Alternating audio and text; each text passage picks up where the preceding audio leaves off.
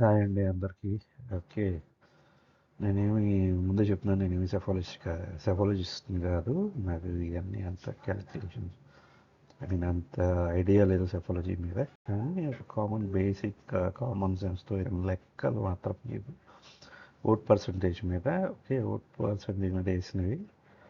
So నేను ఎట్లా చేశాను, ఈసారి టీడీపీ నగ్గుతుందా, టీడీపీ అవుతుందా, లేదా వైఎస్ఆర్సీపీ నగ్గుతుందా అనేది నా పాయింట్ ఆఫ్ వ్యూలో మీకు చెప్తాను. ఓకేనా? సో లాస్ట్ 2019లో వచ్చిన పర్సంటేజెస్, వైఎస్ఆర్సీపీకి వచ్చిన పర్సంటేజ్, వేరే పార్టీస్కి వచ్చిన పర్సంటేజ్ అక్కడ వేసాను కదా. 49.95, టీడీపీకి ఏమో అరౌండ్ 40, జేఎస్పీకి ఏమో 5.5, బీజేపీకి నియర్లీ 1, మిగతా పార్టీస్ వేసాను. సో 2014లో ఇవన్నీ కంబైన్ అయినాయి కాబట్టి, అలయన్స్ వచ్చింది కాబట్టి ఓవరాల్ అక్కడ పర్సంటేజ్ 45.54 ఫర్ అలయన్స్ అనుకుందాం. ఓట్ షేర్ చేంజ్ లేదనుకుంటే అది అలయన్స్. ఓకే, వైఎస్ఆర్సీపీ 49.95. సో బేసికల్గా ఓట్లన్నీ కూడా ఓవరాల్గా ఈసారి వచ్చిన ఓట్లు 3,38,00,000 చిల్లర అంత అక్కడ టోటల్ ఓట్స్ అనేసి అంటే. సో 1% ఆఫ్ ద ఓట్స్కి 1% ఆఫ్ ద ఓట్స్ అంటే స్టేట్ వైడ్గా 3,38,399 మంది నెగిటివ్గా వేస్తే 1% ఆఫ్ ఓట్ చేంజ్ అవుతుంది అన్నమాట.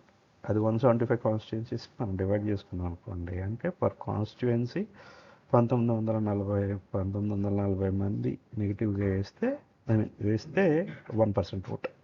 అంటే జనరల్గా మనకు 3 మండలాలు, కొన్ని చోట్ల కాన్స్టిట్యుయెన్సీకి వచ్చి 4 మండలాలు ఉంటాయి. అంటే 3 మండలాలు అయితే ఒక కాన్స్టిట్యుయెన్సీకి, అది ఒక మండలానికి 646 మంది ఓట్ మారిస్తే 1% చేంజ్ వచ్చేస్తుంది.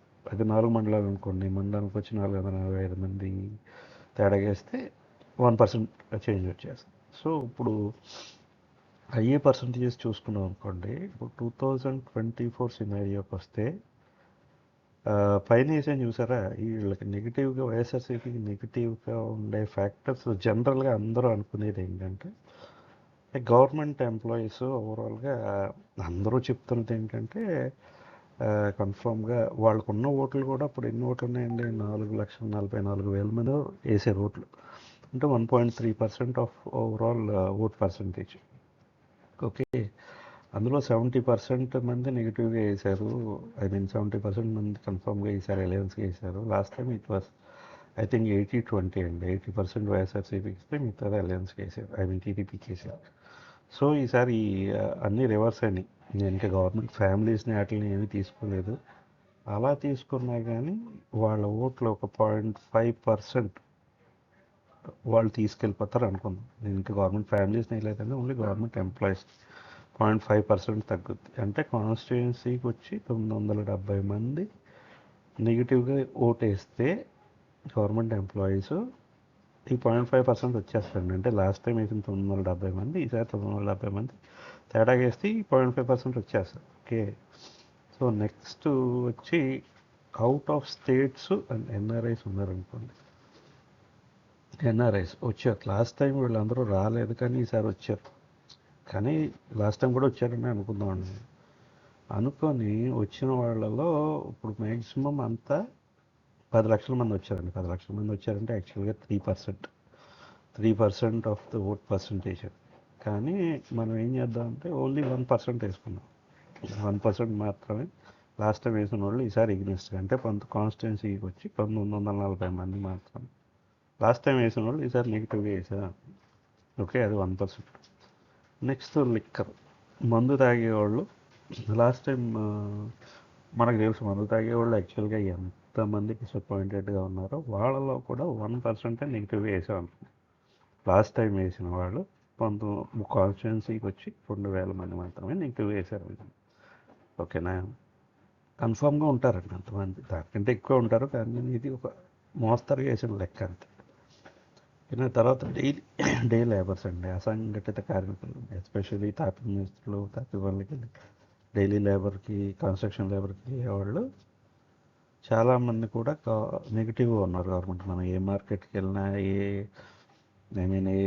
రివ్యూలు చూసినా, ఎక్కడ పబ్లిక్ ఒపీనియన్ తీసుకున్నా వీళ్ళు అందరూ మార్కెట్లో నెగిటివ్గానే చెప్తున్నారు. వరకు పనులు ఉన్నాయండి, వీళ్ళకి ఇప్పుడు పని లేవు. వీళ్ళకి 1%. లాస్ట్ టైం వేసిన వాళ్ళు ఒక 2,000 మంది ఈసారి ఆపోజిట్ పార్టీకి వేశారు అనుకోండి. ఇలా వేస్తేనే జస్ట్ ఇట్లా చూసుకుంటేనే మనకి ఇది ఆపోజిట్ అయిపోతుంది. ఓకేనా, వైఎస్ఆర్సీపీ 46.45 వచ్చేస్తుంది, TDP 49 TDP and alliance NDA alliance 49.04 వస్తుంది. జస్ట్ ఇట్లా టర్న్ అవుట్ అయితేనే మనకి డిఫరెన్స్ ఆల్మోస్ట్ ఈ డిఫరెన్సే కంప్లీట్గా. సో ఇప్పుడు మనకి క్లియర్గా క్లారిఫై అయిందండి. కేవలం ఏంటంటే మనం చూడాల్సింది ఓన్లీ 3.5% ఆఫ్ పీపుల్ ఒక కాన్స్టిట్యున్సీకి వచ్చి, ఓకే, మనకి ఈ ప్రీవియస్కి గవర్నమెంట్కి వేసిన వాళ్ళు ఇప్పుడు అలయన్స్కి వేస్తే కనుక కంప్లీట్గా అటుదిటు అయిపోద్ది. అంటే 3.5% అంటే ఏంటంటే 1%కి 2000 దగ్గర అయినప్పుడు 3.5% ఈజ్ ఓన్లీ 7000. ఓకే, అంటే 7000 అంటే తక్కువ ఓట్స్ వైఎస్ఆర్సీపీకి వేసిన వాళ్ళు కనుక టీడీపీ అలయన్స్కి వేస్తే టోటల్గా ఓట్ పర్సంటేజ్ రివర్స్ అయిపోద్ది. ఇప్పుడు వచ్చే సీట్లు 135 to 140 అలయన్స్కి వస్తాయి. అవి మిగతా 30 సీట్స్ 40 సీట్స్ వైఎస్ఆర్సీపీకి వస్తాయి. ఇది ఓన్లీ నేను చెప్పింది ఏంటి, ఓన్లీ నేను పైన చూపించింది మినిమంలో మినిమం వేసిన పర్సంటేజ్ నెగిటివిటీ ఉంటాయి. ఓకేనా, ఇది కాకుండా ఓకే ఇప్పుడు మనం అసలు నవరత్నాలు వద్దాం. ఇంకా ఏ వేటిలో నెగిటివిటీ ఉందో, ఎలాంటి మేజర్ ఫ్యాక్టర్స్ ఏమున్నాయో మనం చూసుకుందాం. ఓకేనా,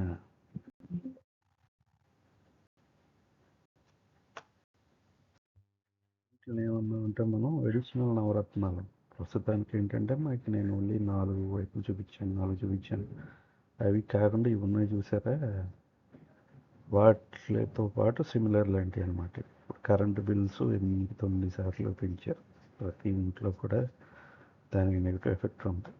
వాళ్ళు వైఎస్ఆర్సీపీ వాళ్ళైనా టీడీపీ వాళ్ళైనా ఎవరైనా కానీ ఈ ఎఫెక్ట్ భారీగా ఉంది. తర్వాత రోడ్డు కండిషన్, ప్రతి ఒక్కళ్ళు రోడ్డు మీద వెళ్తారు, ప్రతి ఒక్కరు ఎఫెక్ట్ అయ్యేది. ల్యాండ్ ల్యాండ్ ఉన్న చిన్న 10 సెంట్లు ఉన్నవాడి దగ్గర నుంచి 100 ఎకరాలు ఉన్నవాడి వరకు ప్రతి ఒక్కరు ఎఫెక్ట్ అయ్యాడు దీనివల్ల. పెట్రోల్ అండ్ డీజిల్ ప్రైజెస్, ఇది కూడా బండి ఉన్నవాడు ప్రతి ఇంట్లో ప్రతి ఒక్కళ్ళు ఎఫెక్ట్ అయ్యారు బేసికల్గా. సో ఫస్ట్ 4 చూసుకున్నారంటే మీరు ఆల్మోస్ట్ ప్రతి ఇంట్లో ఎవరో ఒకళ్ళు దీనివల్ల, ఒకళ్ళు కాదు ప్రతి వాళ్ళు ఎఫెక్ట్ అయి ఉన్నారండి దీనివల్ల. కింద మిగతా వాటికి వద్దామా, బాబాయ్ మర్డర్ కోడికెత్తి ఎఫెక్ట్ ఉంది. తర్వాత కాపులకి రిజర్వేషన్ కంప్లీట్గా తీసేసాడు, 5% ఇచ్చిన రిజర్వేషన్ తీసేసాడు. లాస్ట్ టైమ్స్ కాపులు చాలామంది వైఎస్ఆర్సీపీ వైపు నుంచి ఉన్నారు. ఈసారి చాలామంది ఇటు అలయన్స్ ఎన్డీఏ అలయన్స్ వైపు వచ్చారు. తర్వాత జాబ్స్ లేవు, డిఎస్సి మేజర్ జాబ్స్ ఏమీ లేవు, అన్ని వాలంటీర్ జాబ్స్, సచివాలయం జాబ్లు ఇచ్చాడు కానీ మేజర్ వైట్ కాలర్ జాబ్స్ ఏవీ లేవు, కంప్లీట్గా లేవు. డిఎస్సి జాబ్స్ ఏమీ లేవు, ఇవ్వలేవు. బెస్ట్ అవైలబుల్ స్కూల్స్ని తీసేసాడు. మనకందరికీ తెలిసిందే స్కూల్స్ లేవు ఇప్పుడు. దీనివల్ల చాలామంది ప్రైవేట్ స్కూల్స్లో జాయిన్ అవ్వాల్సిన అవసరం వస్తుంది. తర్వాత ఇంకా వేస్ట్ ట్యాక్స్ ఇది ఒకటి ఉంది చూసారా, ఇది సూపర్ అనమాట. ప్రతి ఇంటిని ప్రతి ఒక్క మా ఫ్యామిలీని టచ్ చేసింది. సో ఇవి కాకుండా ఇంకా చాలా ఉన్నాయనుకోండి, కాకపోతే నేను ఇదేంటంటే బేసిక్ చెప్తున్నాను. సో ఇంత నెగిటివిటీ ఇప్పుడు ఈ 9 ఉన్నాయి. ఓకేనా, ఈ 9లో 9%, ఓకే, ఎదరకు 3.5% వేసుకున్న 12.5%, మనకు అంత నెగిటివిటీ ఎక్కర్లేదు అనుకోండి. 10% ఓటు తిరిగింది అనుకున్నాం, ఇటు 10% ఓటు తిరిగినా కానీ 45.3%లో ఉన్న అలయన్స్ 55-56% వస్తుంది. మినిమంలో 55.6%కి వచ్చిందంటే మనం 2019 కంటే భయంకరమైన వేవ్ చూడబోతాం. 155 to 160 మధ్యలో వస్తాయి. ఓకేనా, ఇది కన్ఫర్మ్. ఇది చాలా సింపుల్ అండి. కాన్స్టిట్యుయెన్సీకి వచ్చి 7000 ఓట్స్ వైఎస్ఆర్సీపీకి పడిన ఓట్స్ ఇటు పడ్డాయంటే చాలు, అయిపోయింది. సో బేసికల్గా అందరూ ఆశలు వదిలేసుకొని వైఎస్ఆర్సీపీ టీంలో ఎవరైనా ఉన్నా కానీ ప్లీజ్ ఆశలు వదిలేసుకోండి. ఎన్డీఏ అలయన్స్ 100% ఫార్మింగ్ కావాలి.